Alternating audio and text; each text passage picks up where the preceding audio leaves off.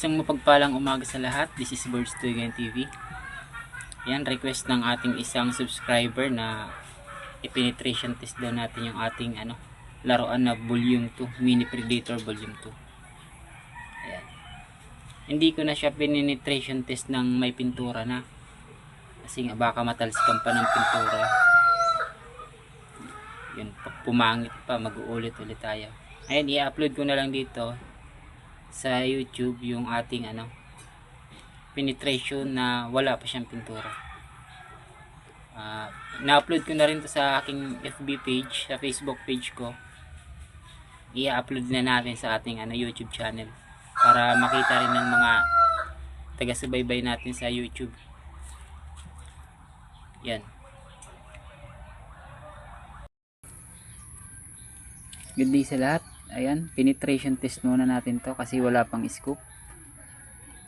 Sa susunod na yung groupings kapag dumating na yung order natin na scoop. Ito, penetration test muna. Ito yung target natin. Ayan. Wala pang butas yan. Subukan natin kung tatagusin din kagaya ng naon nating laruan. Ayan, station lang.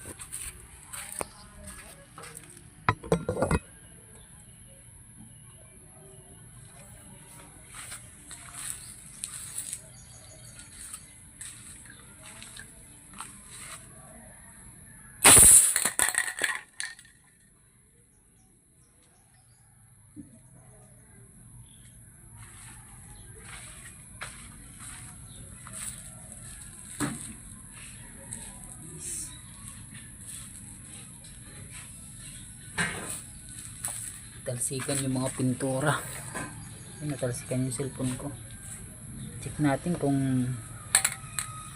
ano nangyari. Ito.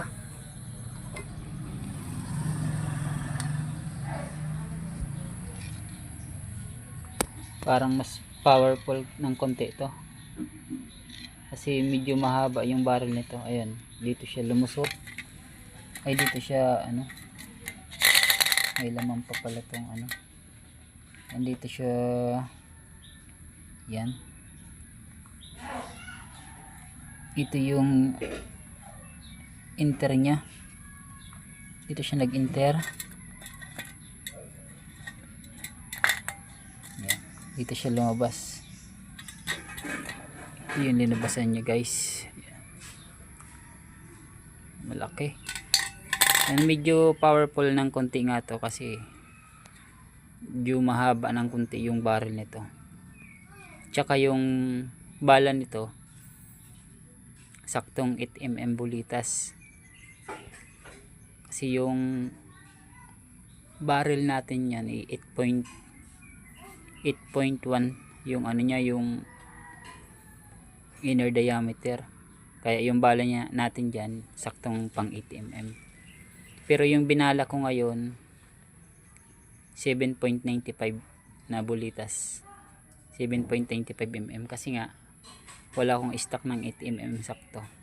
Puro nandito sa akin na balang bulitas, steel ball ay lang, puro 7.95. Ayan na nga, mas powerful ng konti nga to. Ayan, lusot pa rin yung bala niya. Ayun, ito yung dinaanan, ay yung pinasukan. Yan, ito yung linabasan niya. Yan.